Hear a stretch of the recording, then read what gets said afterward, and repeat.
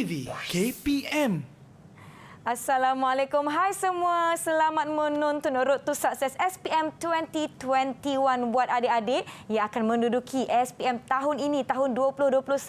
Inilah waktu untuk anda sama-sama mengulang kaji dengan kami di sini dan juga membuat latih to be bersama-sama dengan guru yang sebentar lagi akan berada dengan kita. Sebelum itu, saya Nisa K, hos anda untuk hari ini, dan Nisa nak ingatkan kita semua, malah nak ingatkan diri sendiri juga untuk sentiasa menjaga SOP di mana saja kita berada. Jangan lupa pelitup muka, sentiasa pakai pelitup muka di tempat awam, jaga jarak fizikal sekurang-kurangnya 1 meter, kerap cuci tangan anda menggunakan air dan sabun serta sanitasi tangan anda apabila perlu. Baiklah rakan-rakan semua, diharapkan semua dah bersedia. Topik kita hari ini adalah pengajian keusahawanan. Saya rasa hari ini ramai yang tidak sabar untuk bersama-sama dengan kita nak kenal siapa guru yang akan bersama dengan kita. Jom kita saksikan profil beliau.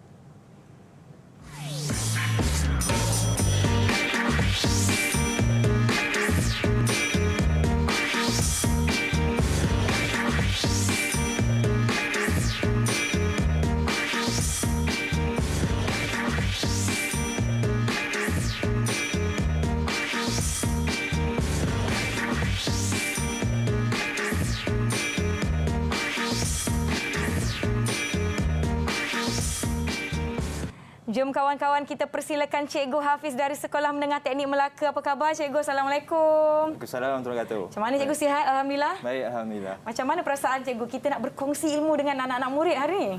Saya terasa teruja dan rasa Berdebar sikit. Berdebar juga. Berdebar tak apa Cikgu, tak apa. Hari ini kita akan bersama dengan rakan-rakan yang juga akan turut mengulang kaji dengan kita. Saya kira Cikgu hari ini nak sedikit ulang kaji kan? Ya, ulang kaji. Ya, yang di rumah sekiranya anda tingkatan 5, tak mengapa hari ini kita akan ulang kaji bersama-sama. Tetapi sebelum itu, jom Cikgu, saya ingin jemput Cikgu ke sini untuk kita sama-sama sanitasi tangan kita. Tapi sebelum itu, saya nak ingatkan kepada semua, silakan Cikgu di sini ya. Kalau kita berada di kawasan yang sudah pun menjaga jarak sosial, tempat ini pun sangat luas, tak ada orang lain, dan apabila anda perlu membuka pelitup muka anda, silakan Cikgu. Macam Nisa ada bekas untuk simpan pelitup muka supaya kita dapat menggunakannya kembali. Contoh macam Cikgu boleh masukkan dalam poket ataupun boleh letak dalam poket plastik, apa-apa sahajalah bekas yang anda ada. Contoh macam Nisa letak di sini, kalau masih bersih boleh gunakan kembali. Jangan menggunakannya lebih 8 jam dan bawa mas lebih. Itu lebih baik. Saya silakan Cikgu untuk sanitasi tangan. Silakan Cikgu. Sebelum kita mulakan pembelajaran kita. Baiklah, hari ini kita, sebelum itu Nisa nak sebut sedikit mengenai kempen hashtag Terima Kasih Cikgu, di mana menuju ke bulan Mei tidak lama lagi sambutan Hari Guru. Kita ada kempen hashtag Terima Kasih Cikgu ni sebagai tanda penghargaan kepada guru-guru di Malaysia kerana telah mengambil cabaran sewaktu pandemik ini untuk menjadikan sesi pembelajaran itu seoptimum yang mungkin ya Cikgu. Cikgu macam mana Cikgu Hafiz dengan anak-anak murid sewaktu PDPR ni, macam mana keadaannya? Keadaan buat masa sekarang memang ya, norma baru. Ya, betul. Dengan keadaan bercuti yang agak panjang hanya melalui alam maya. Betul. Jadi kita masih lagi soalan macam barulah di secara fizikalnya. Apa antara cabaran yang Cikgu hadapi sepanjang tu? Cabaran saya untuk kita nak mengajak pelajar seronok semulalah untuk belajar dalam Cikgu, keadaan lama berada di rumah. Ya, lama-lama di rumah pun nanti takut mereka hilang rasa teruja nak belajar, hilang orang kata apa, semangat. Boleh ke kita ni nak ambil peperiksaan, duduk rumah je masing-masing. Lepas tu yang di rumah pun ada cabarannya juga ya Cikgu. Tengah-tengah kelas-kelas online, tiba-tiba adik datang terjah dalam skrin. Macam mana kan? Baiklah Cikgu, bercakap mengenai konsep PDPR kita ni, maknanya hari ini rakan-rakan kita pun akan bersama-sama dengan kita secara alam maya. Kita ingin mempersilakan rakan-rakan dari Sekolah Menengah Teknik Melaka. Apa khabar semua? Hai. Hai kawan-kawan. Saya ketua kelas baru anda. Wah, tiba ketua kelas baru. Kita ingin berkenalan dengan rakan-rakan kita. Kita mulakan dengan adik, siapa namanya yang SMTM 2020 ni? Silakan.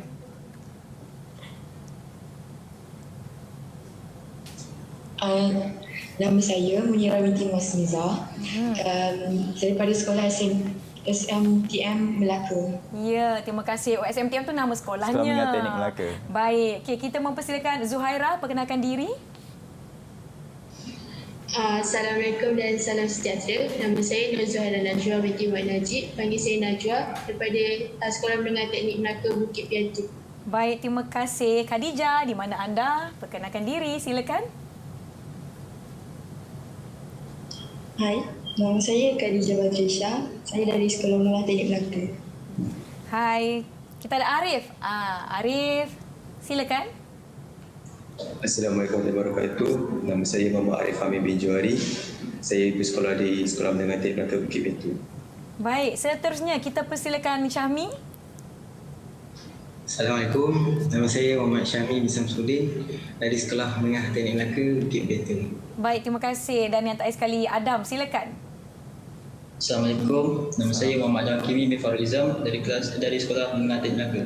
Baik, terima kasih. Itu dia rakan-rakan yang akan bersama dengan kita. Cikgu ni semua anak murid cikgu ya? Ya, Tingkatan 5 semuanya? 5 perdagangan.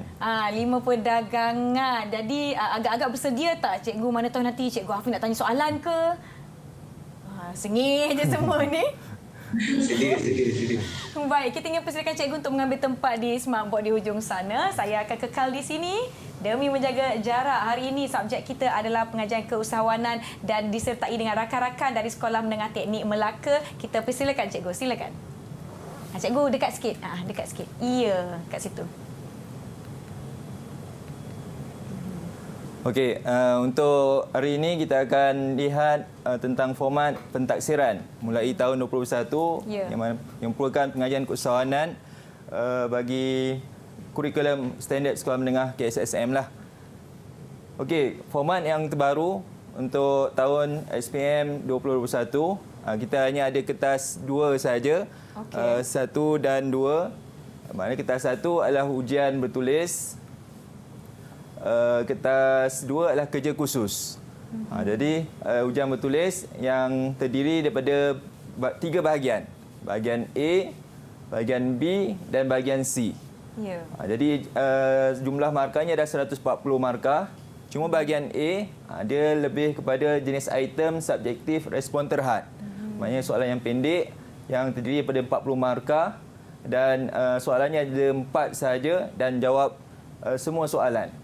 Okey, adapun bahagian B 75 markah, 4 soalan, jawab 3 soalan sahaja. Dan bahagian C adalah kajian kes. Dia kena jawab 1 soalan yang terdiri daripada 25 markah. Cikgu Hafiz, bahagian B tu paling banyak markah. Adakah ini soalan berbentuk esei?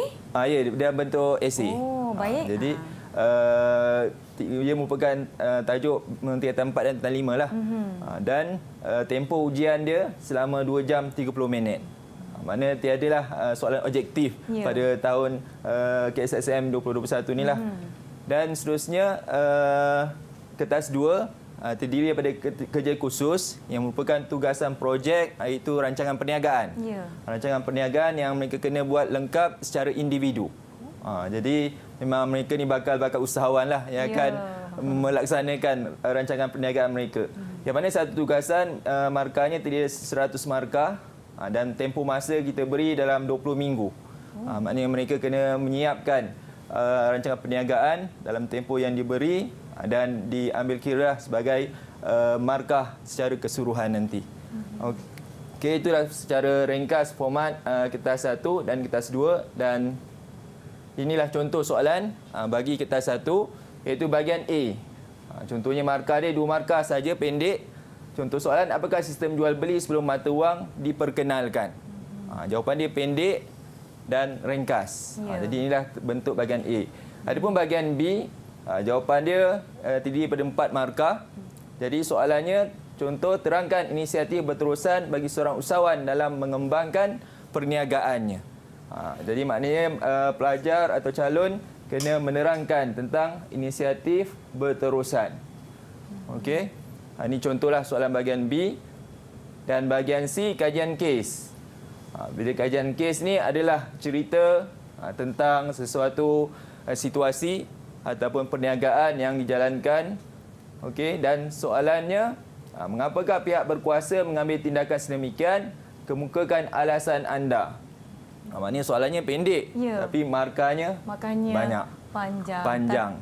Jadi dia kena menerangkanlah cerita ataupun apa yang terkandung pada kajian kes tersebut.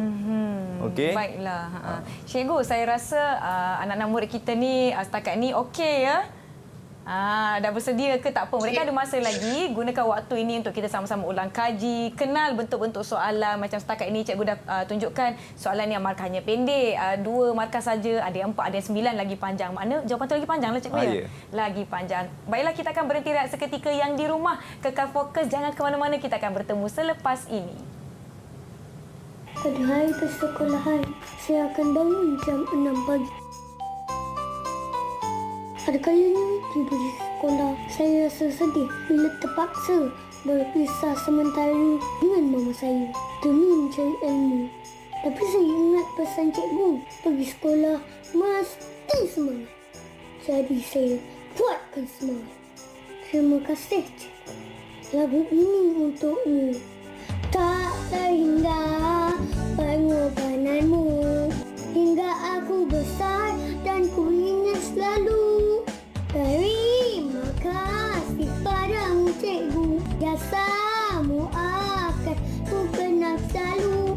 Tak pernah lelah tunjuk ajarku. Terima kasih ku kepadamu cikgu.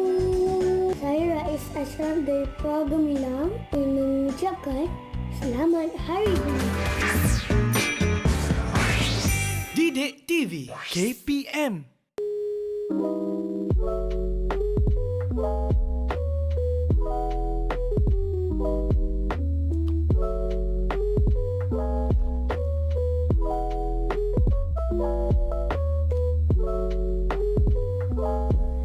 Kembali menonton Road to Success SPM 2021. Yang di rumah diharapkan masih lagi bersama-sama dengan kita. Sediakan pen dan kertas untuk sama-sama mengulang kaji dan juga membuat latih tubi serta mengambil input-input yang Cikgu Hafiz akan kongsikan. Juga masih bersama-sama dengan rakan-rakan dari Sekolah Menengah Teknik Melaka. Semua okey ya?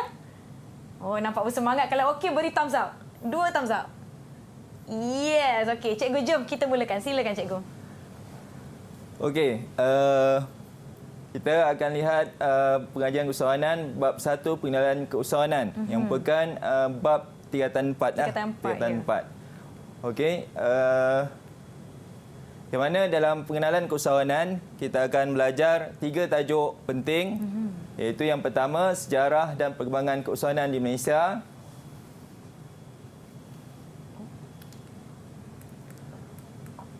Okey, dan yang kedua konsep keusahawanan. Dan yang ketiga, sumber keusahawanan.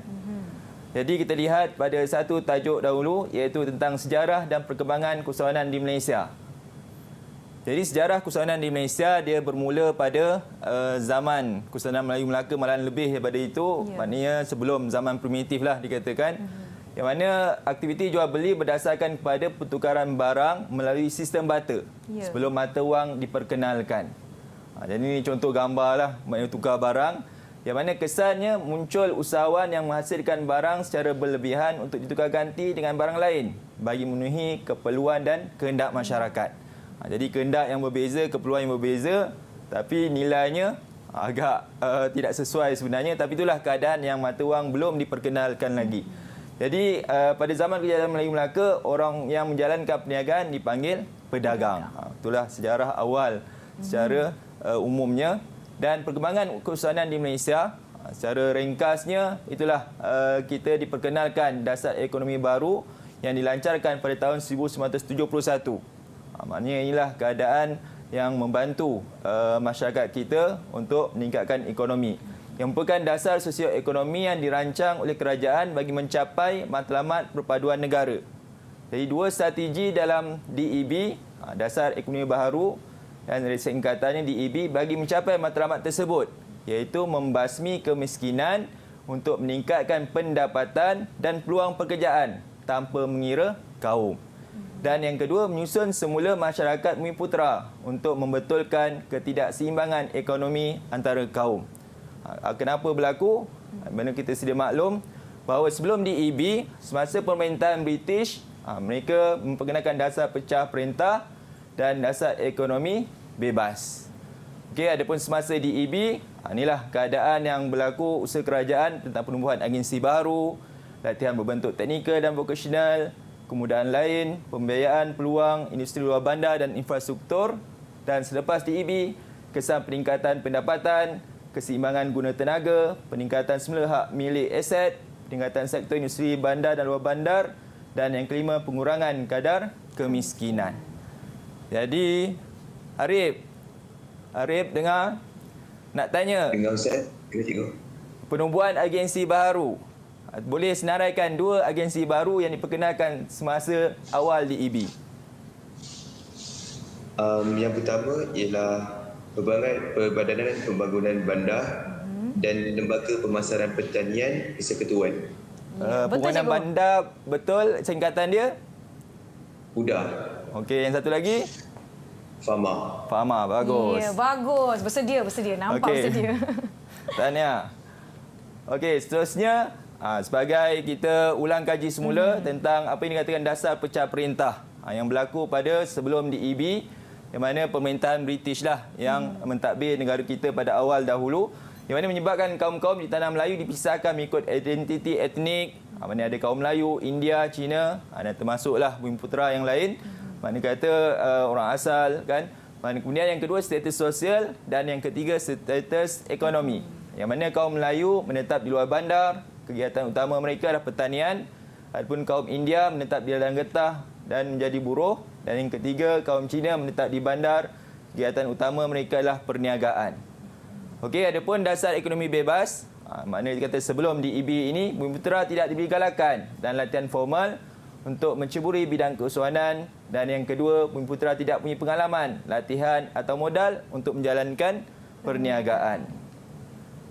Okey, dan yang terakhir, maknanya selepas DEB ataupun akhir DEB, maknanya semasa sebelum dan selepas, maka dasar penguasaan negara diperkenalkan pada tahun 1991, yang mana kita lihat penglibatan Bumiputera dalam bidang keusahawanan memberansangkanlah selepas usaha DEB itu.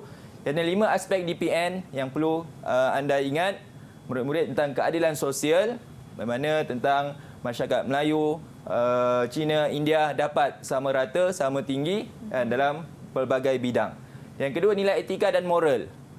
Ini etika dan moral maknanya di sudut tiadanya, maknanya dikata yang begitu menghormatilah antara satu sama lain, antara kaum dan sebagainya, kestabilan politik, kualiti hidup dan kecekapan pentadbiran kerajaan dan kecemerlangan ekonomi. Inilah aspek penting dalam dasar pembangunan negara yang dilancarkan pada 17 Jun 1991.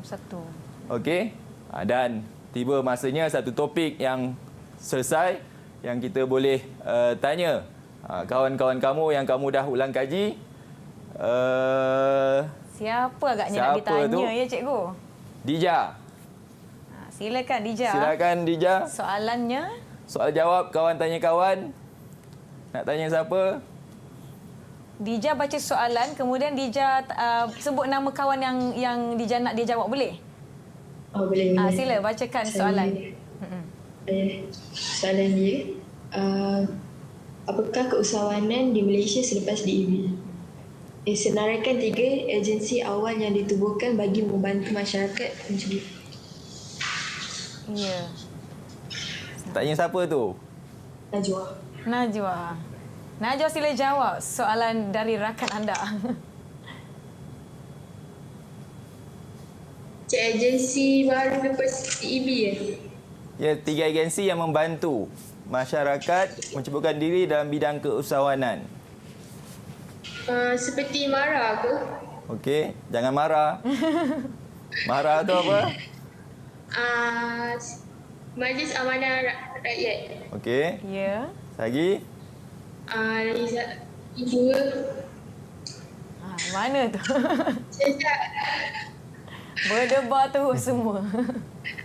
Credit Guarantee Corporation, CGC. Okey, lagi? Baik. Lagi satu? Lagi satu.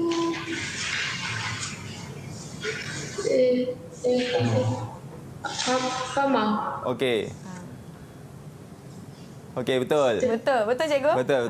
Cikgu pause kejap tu dia dah berdebar. Betul atau tidak? Betul. Okey. Tahniah. Okey.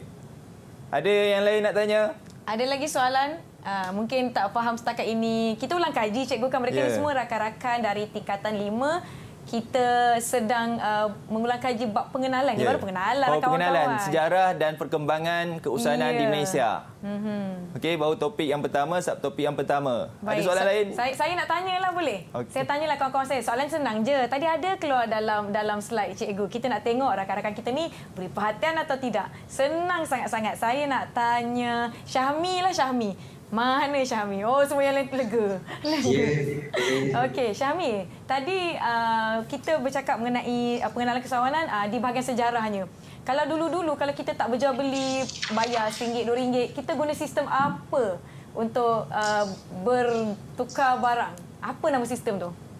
Senang Kita sangat ni. menggunakan sistem barter. Butter roti ke bukan ya? Bukan. Sistem barter tu apa? Mungkin boleh kongsikan sikit apa yang Syahmi faham tentang sistem barter? Yang saya faham sistem barter ni dia macam contoh pada zaman dulu pesanan minimarket sekampik beras kita tukar dengan barang yang kita hendak. Sekampik beras. Contoh Syahmi ada sekampik beras, saya ada rempah ratus. Macam tu kita tukar.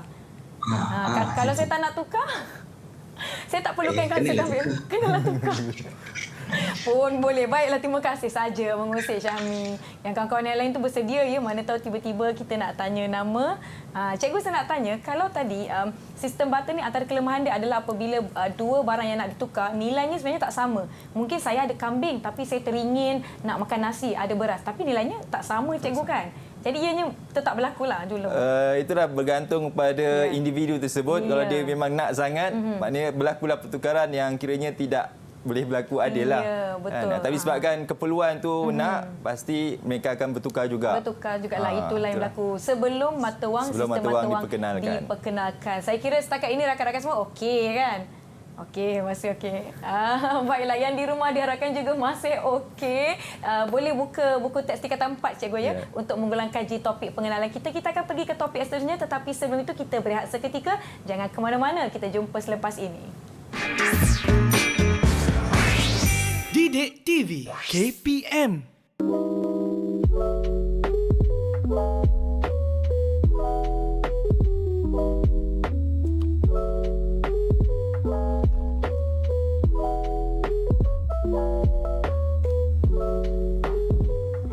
Kekal fokus bersama kami di Road to Success SPM 2021 kepada rakan-rakan yang merupakan calon-calon SPM 2021.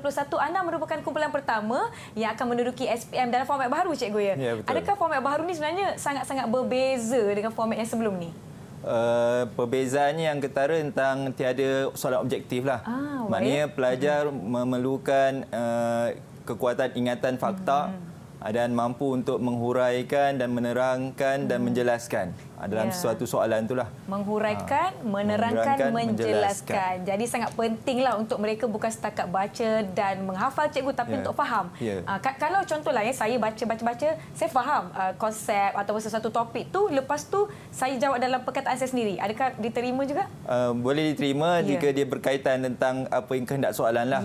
Dan sebenarnya dia lebih kepada aplikasi juga. Yang keadaan persekitaran semasa boleh digunakan. Baiklah. Jom cikgu kita teruskan dengan topik seterusnya. Silakan cikgu. Okey, konsep keusahanan yang kedua. Subtopik yang kedua adalah konsep keusahanan. Yang mana berkaitan tentang perkataan keusahanan itu adalah perkataan asal adalah usahawan dan asal lagi adalah usaha lah dan peniaga. Dua perkara yang perlu kita kena ingat tentang definisi usahawan dan peniaga. Yang ini definisi usahawan, murid-murid kena ingat adalah tentang individu. Okey. Jadi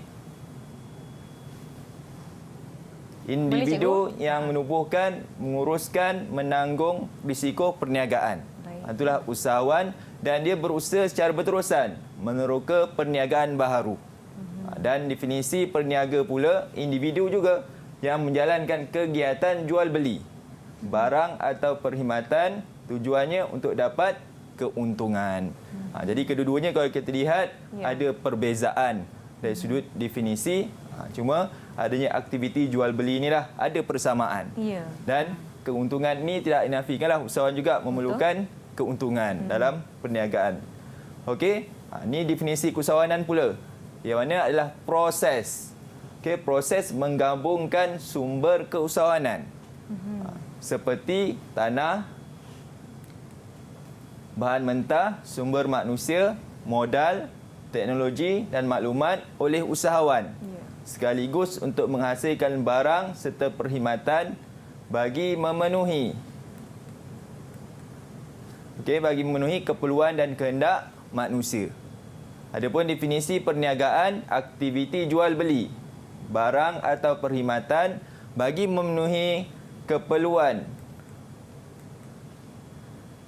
dan kehendak manusia dengan tujuan mendapatkan keuntungan.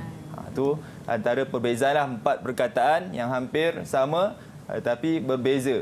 Dan dari sudut usahawan, peniaga, keusahawanan dan perniagaan. Okey, ini perbezaan antara usahawan dan peniaga. Maknanya kata banyak perbezaan yang boleh kita lihat antara usahawan dan peniaga. Kemudian ni yang telah dibincang pada definisi. Okey. Ini pula adalah tentang berusaha mewujudkan pembaharuan terhadap barang atau perkhidmatan, adanya inovasi. Adapun peniaga, dia hanya menjalankan perniagaan sahaja dan tanpa adanya usaha yang lebih untuk membuat perubahan. Okey, adapun usahawan dia wujudkan jaringan perniagaan, adapun peniaga hanya menjalankan perniagaan. Ya. Usahawan mencari peluang, berani mengambil risiko, adapun peniaga berpuas hati sahaja dengan pencapaian sedia ada.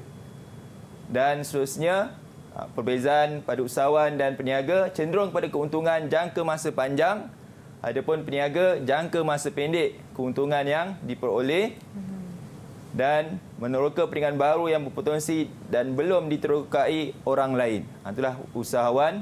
Dan seterusnya peniaga memilih perniagaan yang terbukti memberi keuntungan sahaja.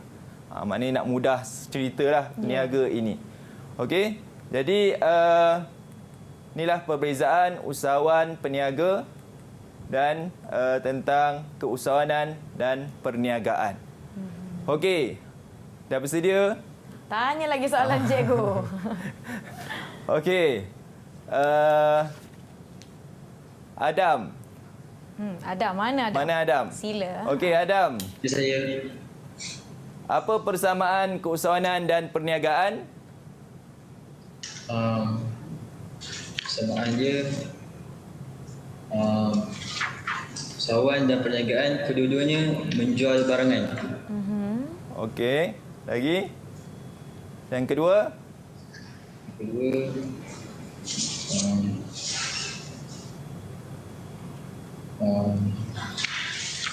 Apa tujuan dia? tujuan dia adalah untuk mendapatkan keuntungan. Ya, betul. Mendapatkan keuntungan. Ya. Okey. Adapun usahawan adalah individu. Okey, usahawan adalah individu, peniaga individu, keusahawanan itu adalah proses. Okey, adapun perniagaan adalah aktiviti jual beli. Okey, kita seterusnya kita lihat kepada keusahawanan daripada pelbagai perspektif. Yang mana perspektif Islam. Mana dalam silibus kita adanya perspektif Islam dan perspektif konvensional. Secara ringkasnya, perspektif Islam, kerjaya yang dituntut kerana keusahawanan merupakan satu ibadah. Kan? Mana ibadah ni segala bentuk perbuatan kita dalam kehidupan dikira ibadah. Yang mana prinsip penting dalam perspektif Islam adalah tentang falah. Falah ni apa? Apa falah? Siapa tahu apa itu falah? Siapa boleh jelaskan? Siapa? Dija. Falah apa? Kejayaan. Kejayaan. Betul. Amanah? Ulang gaji ni. Amanah apa? Siapa boleh jawab? Jujur. Jujur. Okey. Tawakal? Harib? Berserah. Berserah. Berserah Dan istiqamah? Berterusan, cikgu. Berterusan, betul. Okey, jadi dalam keusahawanan perspektif Islam, 4 prinsip penting ini perlu ada dalam seseorang usahawan dan inilah pandangan dari sudut kacamata Islam. Yang kedua, perspektif konvensional. Yang mana dari dunia barat ataupun secara umumnya ada 3 pendekatan yang perlu kita ingat iaitu pendekatan psikologi yang bukan dari aspek personality seseorang. Mungkin ada seorang tu dia suka menjahit kan, jadi dia akan buka perniagaan dalam bentuk tailor kan, ataupun sebagai tukang jahit. Yang kedua, pendekatan ekonomi yang mana menekankan aspek keuntungan dan kekayaan sahaja. Apa segala bentuk perniagaan yang mendatangkan untung, maknanya usahawan-usahawan ataupun peniaga-peniaga menceburi bidang satu bidang perniagaan itulah. Dan yang ketiga, pendekatan sosiologi, maknanya keadaan sosial mempengaruhi. Contohnya keadaan pandemik COVID-19 ini, kalau kita lihat bidang apa yang begitu aktif, iaitu bidang farmasi, makanan. Jadi inilah yang mempengaruhi keadaan keusahawanan dari aspek sosiologi. Okey, seterusnya, inilah perkara penting juga dalam topik keusahawanan, iaitu unsur dalam konsep keusahawanan. Ada 4 unsur yang perlu kita kena ingat, iaitu yang pertama, apa dia? Inisiatif yang berterusan. Inisiatif berterusan. Yang mana usahawan peka kepada keperluan dan masalah masyarakat, mengambil inisiatif, mencipta idea dan membuat inovasi untuk memenuhi keperluan dan menyelesaikan masalah masyarakat. Jadi yang ini adalah yang dikatakan huraian. Okey? Yang ini adalah fakta. Okey? Jadi inilah contoh. Maknanya dikata kalau soalan peperiksaan yang memerlukan fakta, maknanya kalau contoh bahagian A, senaraikan 4 unsur keusahawanan. Jadi kita kena senaraikanlah yang awal tadi. Maknanya 4 unsur. Inisiatif berterusan. Okey? Seterusnya tentang berani mengambil risiko. Ini yang kedua. Adalah unsur dalam konsep keusahawanan.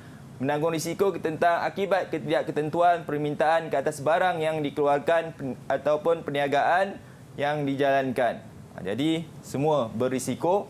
Dan usahawan sentiasa membuat keputusan yang telah diambil kira risikonya berdasarkan ganjaran yang dijangkakan daripada perniagaan yang diceburi.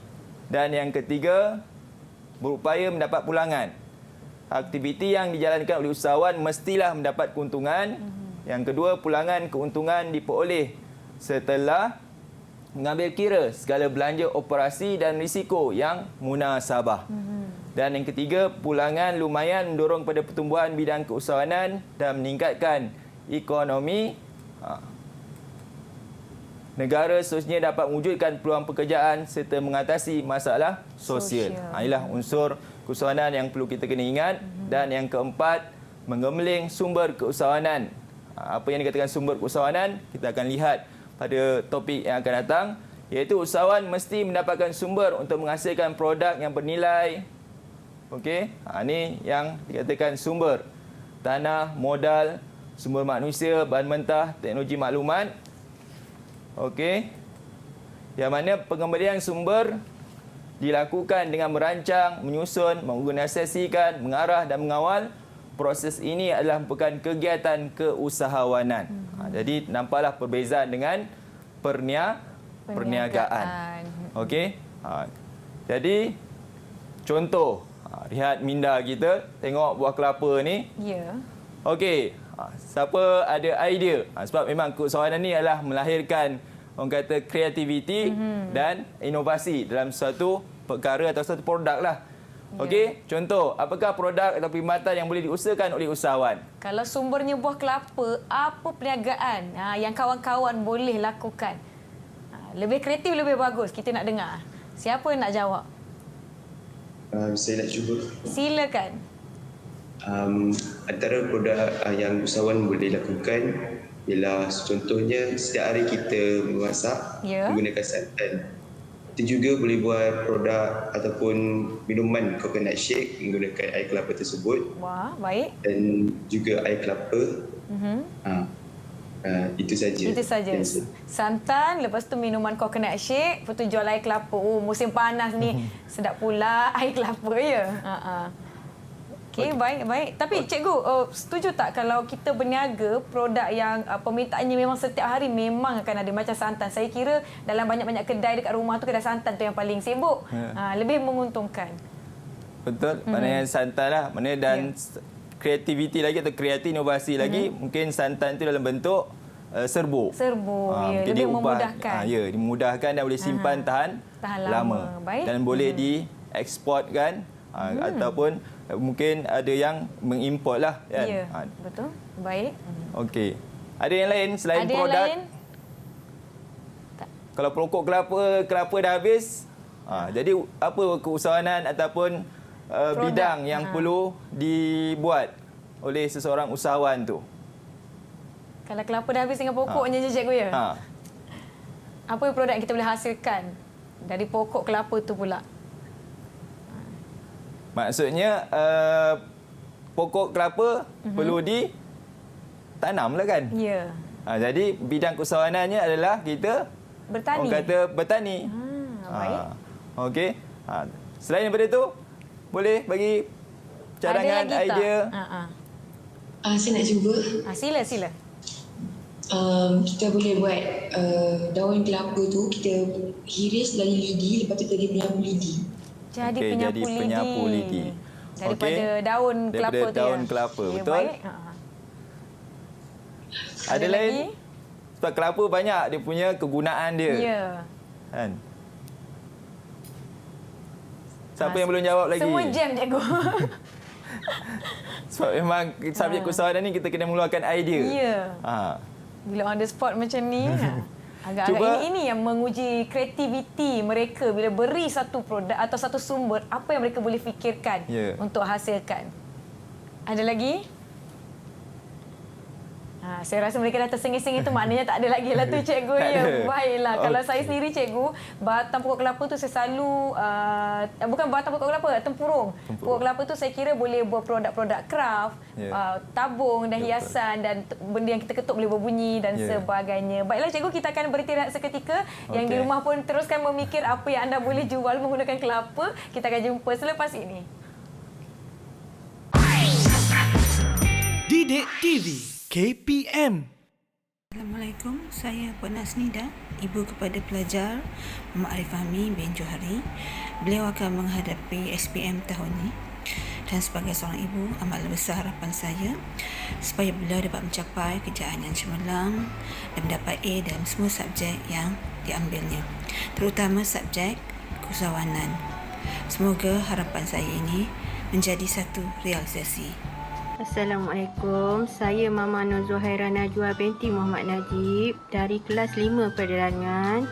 Di sini saya ingin mengucapkan kepada puteri saya dan juga rakan-rakannya di kelas 5 penerangan agar dapat menjawab paper PKU dengan cemerlang dan juga subjek-subjek lain yang mereka belajar di SMT Melaka.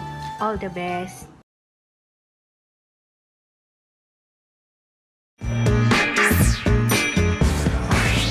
Didik TV KPM.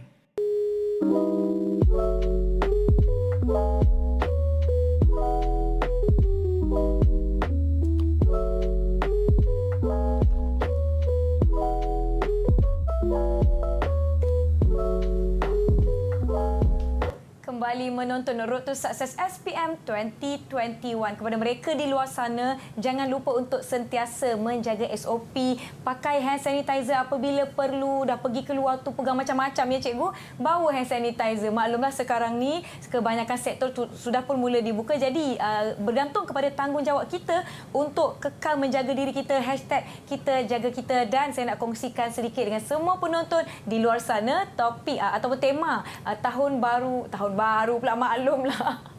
Sejuk sangat dah lupa dah dekat dalam ni. Tema untuk sambutan Hari Guru yang akan datang adalah berguru demi ilmu, bina generasi baharu. Dan kita ada kempen #terima kasih cikgu. Baiklah, cikgu, kita sudah pun masuk ke subtopik yang seterusnya iaitu sumber keusahawanan kan. Teruskan cikgu, silakan. Okey. Topik yang terakhir yang penting untuk kita ingat iaitu tentang sumber keusahawanan. Yang mana keusahawanan yang kita telah ingat definisi awal tadi adalah tentang proses menggabungkan sumber keusahawanan. Jadi sumber keusahawanan ini dibagi kepada dua, iaitu satu fizikal dan yang kedua bukan fizikal. Okey, jadi ingat fizikal ada 5, iaitu tanah, sumber manusia, modal, bahan mentah dan pembekal. Okey, kita akan lihat satu persatu. Kemudian yang kedua adalah sumber keusahawanan bukan fizikal, iaitu teknologi dan maklumat. Okey, ada 7 kesemuanya sekali. Okey, kita lihat sumber keusahawanan fizikal, iaitu tentang tanah, yang mana segala kekayaan yang terdapat di atas dan di dalam bumi, termasuk di dasar laut, ya. Merupakan dikira tanah. Sumber terhad dan pulangan bagi tanah adalah sewa. Dan yang ketiga, usahawan perlukan tanah sebagai tapak untuk menjalankan kegiatan keusahawanan, iaitu termasuk premis lah. Premis ataupun kedai-kedai dikira bangunan, dikira sebagai tanah. Itu istilah digunakan tanah lah. Dari sudut sumber keusahawanan fizikal. Okey, yang kedua adalah modal. Modal adalah sumber kewangan untuk menjayakan satu projek atau perniagaan yang meliputi alat jentera, bangunan, kilang dan kenderaan yang digunakan dalam aktiviti keusahawanan. Dan yang ketiga, sumber manusia. Ia diperlukan oleh usahawan untuk menyumbang tenaga kerja, bakat, daya kreativiti dan motivasi bagi mencapai matlamat organisasi merujuk kepada manusia lah, ataupun pekerja-pekerja dalam sesuatu bidang. Okey, bukan fizikal. Sebenarnya di bahan mentah ni lah fizikal. Di mana bahan yang perlu diproses untuk menghasilkan barang siap atau perkhidmatan yang dapat ditawarkan kepada pelanggan. Pelanggan. Alamak kantor soalan cikgu. Undur balik. Ya. Okey.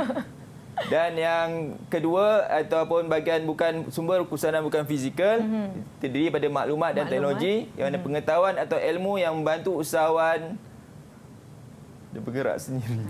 Tekan butangnya di atas cikgu. Boleh? Ya. Okey. Pengetahuan atau ilmu yang membantu usahawan dalam merancang, mengelola dan melaksanakan satu aktiviti perniagaan dengan berkesan. Dan yang terakhir, teknologi, kaedah operasi atau pemprosesan. Ya. Yang membolehkan usahawan menghasilkan barang dan perkhidmatan. Setakat ni mengikuti rakan-rakan semua. Dah ambil nota, rujuk buku teks. Ada ke buku teks kata 4? Ada? Siapa ada? Tunjuk. Ya. Tunjukkan rakan-rakan di rumah. Kalau yang tingkatan 4 tu boleh mengikuti. Ini bab pengenalan cikgu ya. Yang tingkatan 5 seperti rakan-rakan daripada Sekolah Menengah Teknik Melaka ni, ini adalah kira kita ulang kaji lah bersama-sama dengan kita. Saya tak sabar ni nak tengok mereka boleh jawab atau tidak. Cikgu boleh undur sikit slide tadi. Boleh ya? Dia hilang pula dah. Dia tahu ni. Dia tahu kita nak tanya kepada rakan-rakan kita. Tak apa cikgu, saya boleh bantu sebentar cikgu ya. Okey. Kita nak tanya soalan mereka ni. Saya pula yang tak sabar nak tanya soalan pada rakan-rakan kita. Cikgu boleh tekan next. Baik. Saya akan kembali ke tempat duduk saya. Sebentar lagi kita akan... sekejap cikgu, maaf. Mungkin tersalah tekan di sini. Okey. Yang di rumah, jangan ke mana-mana kerana saya ni nak tunjuk betapa canggihnya lah kita zaman sekarang ni cikgu ya. Boleh? Cikgu tekan next je. Kita akan tanyakan soalan. Semua okey ya rakan-rakan kita? Okey, ini soalan pertama. Silakan cikgu. Okey, soalan pertama. Terangkan unsur dalam konsep keusahawanan. 8 markah. Banyak markahnya cikgu. Okey. Kalau banyak markah macam ni cikgu, macam mana mereka nak tahu yang mereka mendapatkan semua poin-poinnya? Okey, maknanya mereka unsur dalam konsep keusahawanan ada berapa semua? Ada berapa unsur dalam konsep keusahawanan? Dalam konsep keusahawanan 4. Ada 4. Okey. Jadi kita kena terangkan tentang unsur dalam konsep keusahawanan secara fakta dan huraiannya. Jadi itulah yang meliputi 8 markah. Kalau satu fakta, huraian dan 2 markah. So ada 8 markah. Okey, kita nak tengoklah kawan-kawan kita boleh jawab atau tidak. Cuba setiap orang satu unsur. Okey, cuba seorang siapa? Unsur yang pertama, apa dia? Siapa boleh jawab? Kita panggilkan. Okey. Sila. Apa tu? Apa jawapannya? Yang pertama adalah inisiatif yang berterusan. Okey, inisiatif yang berterusan. Betul, tu fakta dia. Okey. Terangkan ataupun huraikan.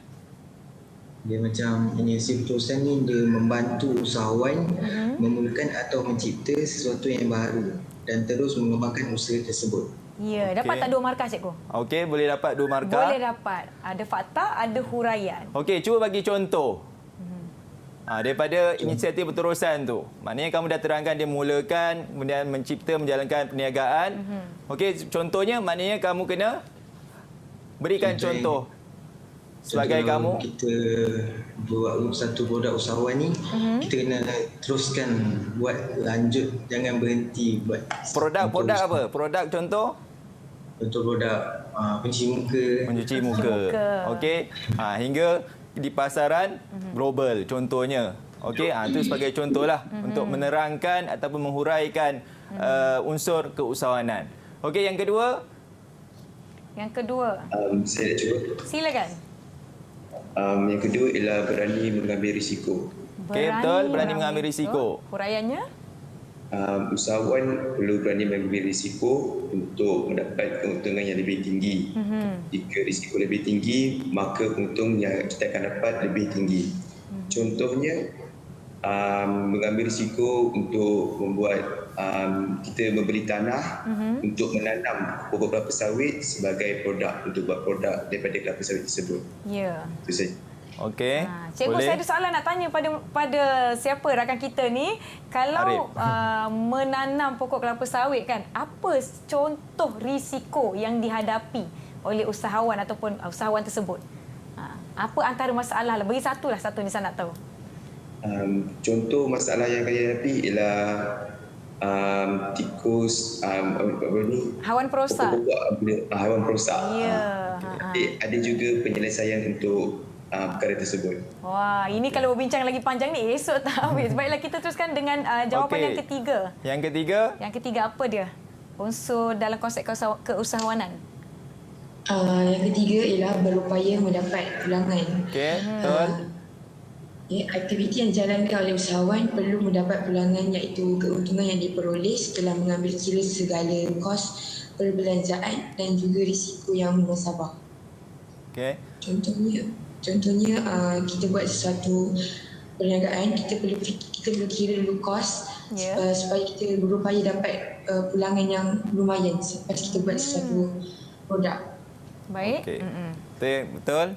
Yang keempat. Unsur yang keempat. Unsur yang keempat. Last, siapa? Unsur keempat. Mengembeling sumber keusahawanan. Okey, mengembeling sumber keusahawanan. Dia punya maksud dia, dapatkan bahan yang diperlukan dan menggabungkan untuk menghasilkan produk penilai bagi memenuhi keperluan dan kehendak pengguna. Jika kita nak menghasilkan sesuatu produk, kita mesti kena ikut kehendak pengguna ataupun pelanggan kita. Contoh produk? Dia akan sedaya upaya. Contoh produk? Contoh buat beg macam tu. Kalau kan setengah orang ada suka beg leather kan, beg kulit, ada orang suka beg kain. So kalau seorang perniagaan tu, dia akan berusaha untuk cari benda yang pelanggan tu nak. Supaya puas hati yang pelanggan tu nak beli. Okey, memenuhi cita rasa pelanggan. Okey. Maklumlah pelanggan ni berbagai-bagai cita rasa. Kita pergi satu kedai tak jumpa apa yang kita suka, pergi kedai lain. Sebab tu perempuan shopping lama. Baiklah. Cikgu boleh tekan butang yang di atas tadi. Kita tengoklah. Tak apa. Boleh cikgu ya? Setakat ni rakan-rakan bukan main, jawabnya bagus. Dapatlah tadi 8 markah soalan yang berbunyi unsur dalam konsep keusahawanan. Rakan-rakan kita di sini daripada Sekolah Menengah Teknik Melaka dapat memberi faktanya dan huraiannya. Jadi 8 markah. Tepuk tangan. Kalau dalam peperiksaan ni pastikan boleh jawab macam ni tau. Baiklah. Soalan seterusnya cikgu. Okey, soalan seterusnya, terangkan sumber keusahawanan yang boleh dimanfaatkan oleh usahawan.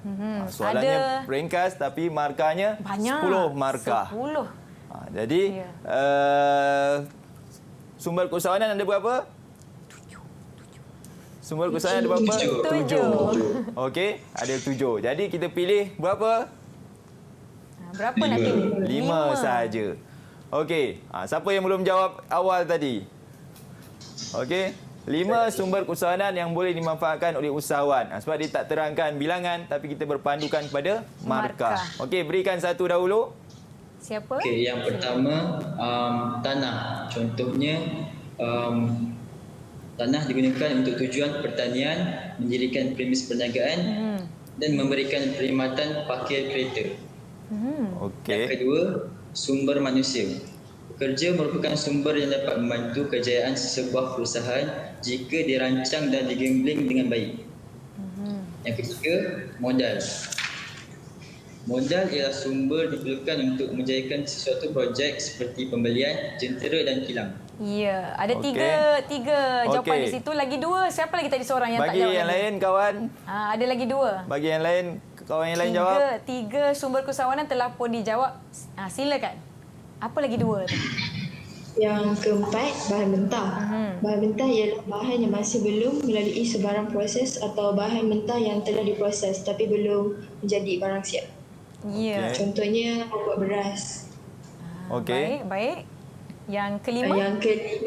Yang kelima, pembekal. Pembekal ialah pihak yang membekalkan barangan kepada usahawan. Contohnya, kilang-kilang pengeluar ubat akan membekalkan ubat pada hospital. Ya. Okey. Baik, Dapat betul 10 markah. Dan kelima-lima jawapan ni saya nampak rakan-rakan kita pilih semua daripada sumber fizikal. Ada lagi 2 sumber bukan fizikal, iaitu teknologi dan maklumat. Tapi kan cikgu, soalan ini maka ada 10. Kita seperti logiknya kita tahu dia perlukan 5 fakta, 5 huraian. Kalau pelajar pilih, confident ni saya tahu ke 7-7, dia jawab 7-7. Berapa markah yang mereka boleh dapat ataupun tak diterima? Okey, kita akan terima yang 5 saja. 5 saja jugalah. Mana yang betul dan yang huraiannya betul. Mana walaupun dibagi 7 tapi huraiannya salah, boleh kira salah lah, tak dapat markah lah. Jadi berhati-hati. Berhati-hati ketika menjawab. Ya. Pastikan dapat faktanya dan huraian yang betul. Ini fakta dah betul semua, confident tulis kan, tanah, manusia. Sekali huraian salah. Tapi kalau macam tu cikgu, maknanya tak dapat markah lah kalau dia jawab 5. Yang dapat markah yang fakta je lah. Yang huraiannya tak dapat markah lah. Ya. Kalau 10 markah tu daripada 10 poin tu, maknanya kalau salah satu salah dia jadi 9 markah lah. Jadi rugilah nak hilang markah dekat soalan ni rakan-rakan, sebabnya markah dia banyak. Cikgu, ini soalan kertas bahagian okey, dia boleh keluar bahagian B. Kebanyakan bahagian B lah. Kalau bahagian A, dia akan ringkas saja seperti senaraikan. Kalau ini bahagian B, dia boleh keluar juga bahagian kajian kes. Kajian kes dia akan cerita, cuma dia akan berdasarkan petikan. Maknanya kita kena senaraikan sumber keusahawanan berdasarkan kajian kes sahaja. Tak boleh kita cerita lain daripada kajian kes. Contoh seperti di awal tadi kita ada lihat antara contoh soalan yang Cikgu Hafiz tunjukkan, dia ada perenggan yang menyatakan kajian kes. Itu kajian kes. Jadi jawapannya kena berpandukan kehendak soalan dari kajian kes tersebut. Tak boleh tersasar lah. Tak boleh tersasar. Kalau tersasar tu dah hilang markah dah. Betul. Cikgu ada soalan bonus tak untuk mereka? Kalau tak ada, saya ada. Okey. Atau ada murid nak tanya? Ada yang kurang faham ataupun nak tahu lagi berkenaan topik yang kita bincangkan pada hari ini. Ada tak apa-apa topik yang adik-adik dah lupa ke? Bolehlah tanya sekarang. Okey. Kalau tak ada, saya nak tanya. Saya tanyalah cikgu, boleh cikgu? Ada tanya? Ya, silakan. Siapa tadi angkat tangan? Siapa nak tanya? Ke tangan tu terangkat sendiri. Bukan nak tanya. Okey, tak apalah, Nisa tanya boleh cikgu ya? Okey, boleh. Okey, ini macam Nisa sebut tadi, soalan Nisa ni berkaitan ataupun ada pada slide Cikgu Hafiz. Kita nak tengoklah rakan-rakan kita ni beri perhatian atau tidak. Nanti Cikgu Hafiz semak jawapan untuk saya ya. Okey. Okey, Nisa akan sebutkan, tadi kita dah belajar apa definisi usahawan, apa definisi peniaga. Nisa akan bacakan definisinya. Jadi kawan-kawan kena bagi tahu Nisa sama ada ianya usahawan atau peniaga. Boleh? Boleh? Kalau boleh buka mic semua. Boleh buka mic semua, kita boleh jawab secara serentak. Okey, definisinya adalah jeng. Mereka pula berdebar. Cikgu berdebar ke saya nak tanya soalan pada murid ni? Tak apa. Tak apa, boleh. Okey, definisinya adalah dia cenderung kepada keuntungan jangka masa pendek. Usahawan atau peniaga? Peniaga. Betul cikgu? Betul? Betul. Wah, bersatu hati. Okey, baik. Saya tak akan mengalah di sini. Soalan seterusnya. Okey, definisinya adalah mewujudkan pembaharuan terhadap barang atau perkhidmatan yang ditawarkan.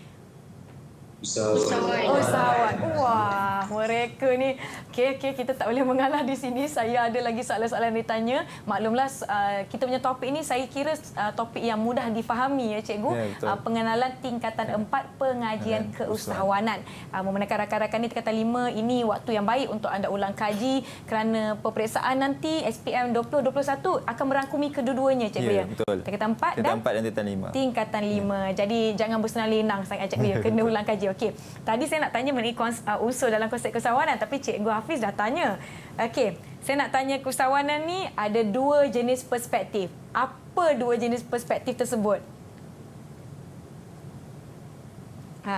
Apa dia? Oh, terdiam dah semua. Ada 2 perspektif tadi. Islam dan konvensional. Okey, siapa boleh sebut salah satu prinsip dalam perspektif Islam, keusahawanan dalam perspektif Islam? Satu je. Sila. Falah, lagi? Amanah lagi? Tawakal. Istiqamah. Wah. Cikgu mesti berbangga.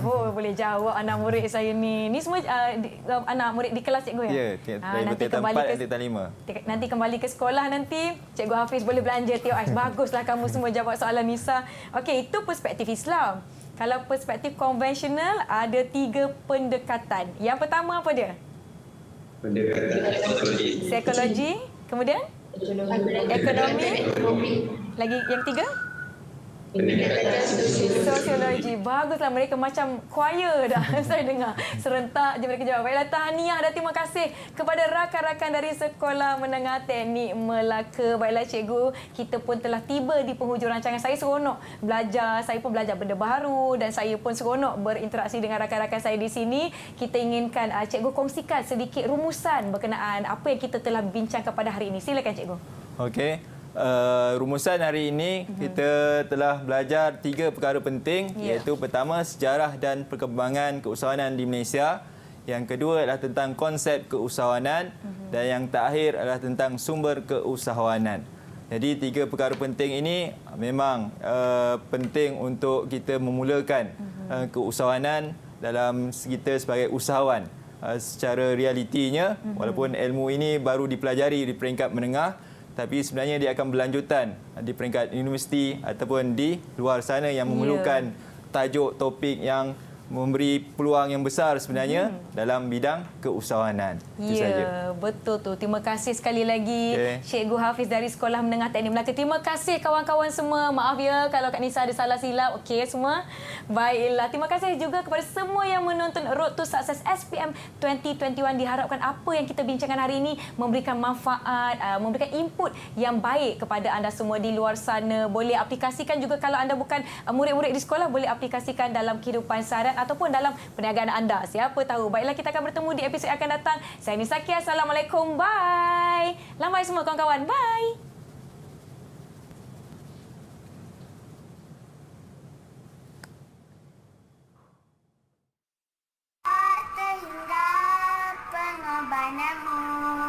Hingga aku besarkan, ku ingat selalu. Terima kasih padamu cikgu, jasamu akan ku kenang selalu. Tak pernah lelah tunjuk ajarmu. Terima kasihmu kepadamu cikgu. Terima kasih cikgu. 11 tahun rindu tersemat, Tanjung Aru tempat berjumpa. 16 Mei Tarikh Keramat, jasa guru jangan dilupa. Terima kasih cikgu. Selamat Hari Guru. Saya sayang cikgu.